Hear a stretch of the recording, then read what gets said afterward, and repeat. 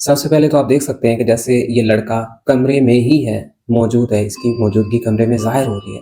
तो ये 2 तरह से आप कह सकते हो, इन द रूम या इनसाइड द रूम। जैसे the boy is inside the room, the boy is in the room.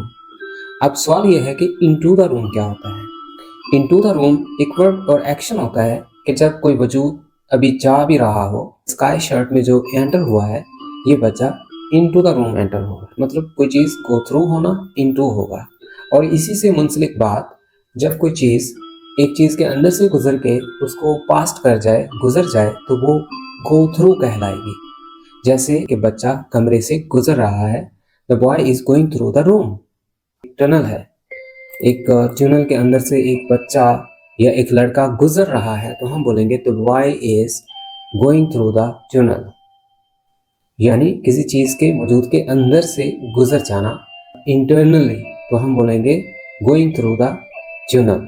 जैसे एक आपको ये टनल दिखाई दे रही है, अगर इसके अंदर से भी गुजर रहा है, चारों तरफ से वो इंटरनल में है, तो वो टनल ही बना, तो हम इसके लिए भी बोलेंगे गोइंग थ्रू। गोइंग थ्रू होता है किसी चीज़ के अंदर से गुजरना।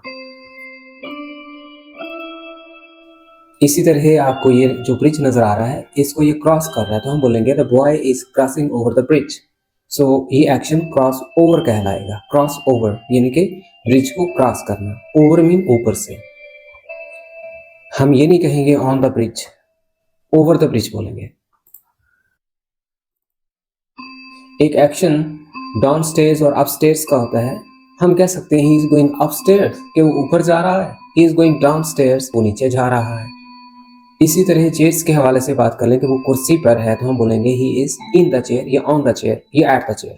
ये डिपेंड करता है कि हमारी चेयर कौन सी। अगर तो चेयर बिना आर्म के है, तो हम बोलेंगे he is on the chair. और अगर ऐसी कुर्सी जो सरफेस में है लेकिन वो उसके अंदर है, इन्वॉल्व है, इन्वेल्प हो चुका है, तो हम लिपटा हुआ है, तो हम बोलेंगे इन द चेयर। जैसे इस चेयर के आपको आर्म नजर आ रहे हैं, ये आर्म वाली चेयर है जिसके साइडों पे आप रेस्ट कर सकते हैं, हाथ रख सकते हैं, या आप उसके अंदर ही समा जाते हैं। तो सोफा या ऐसी कुर्सी को हम इन द चेयर बोलते हैं। लेकिन ये कोई इतना खास डिफरेंस नहीं है। आप कह सकते हैं on the sofa, I am in the sofa, I am on the bed, I am in the bed. ये डिपेंड करता है कि विरसा वाइस में ज़्यादातर वहाँ आपके यहाँ लोग कितना बोलते हैं, उन्हीं के हिसाब से बोले। लेकिन on the sofa, in the sofa, both are same. But in the sofa mean कि आप उसके अंदर हो। अंदर कैसे हो कि आप जो आर्म वाली चीज़ होती है, जैसे आपको चेयर दिखाई गई, ये सोफा दिखाया गया है, ये इसके अंदर है। और ऐसी चेयर जिसके आर्म ना हो, वो ऑन होता है, वो टेबल की मानद होती है।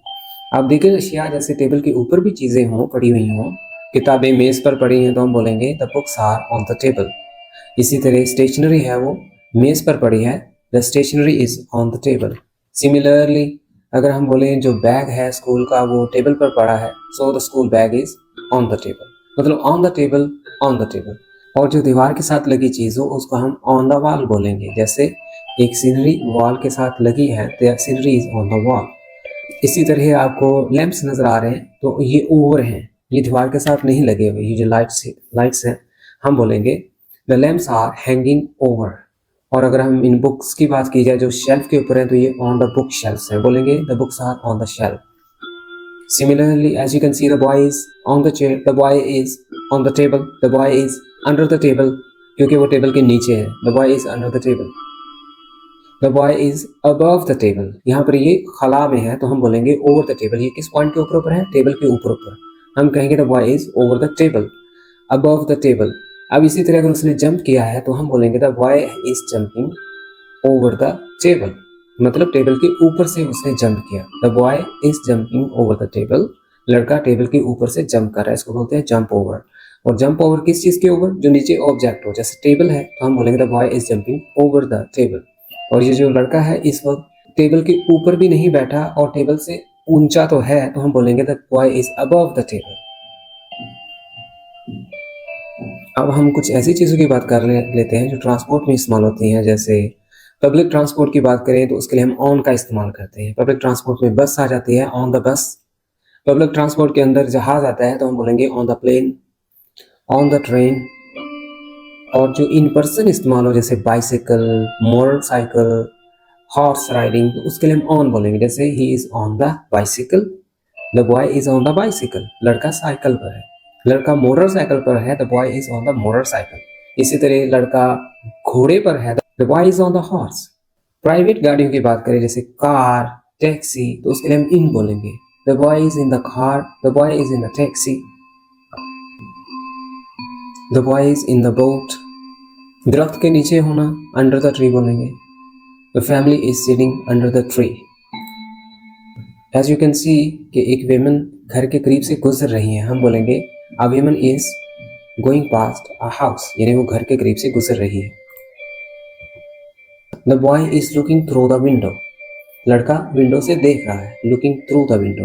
लेकिन अगर बाहर से कोई देखे तो उसको हम स्नीक भी बोलेंगे और पीक भी बोलेंगे। हम ये भी कह सकते हैं man is peeking through the window, यानी आदमी जो है वो विंडो से झांक रहा है, चाहे वो बाहर से अंदर को झांक रहा हो।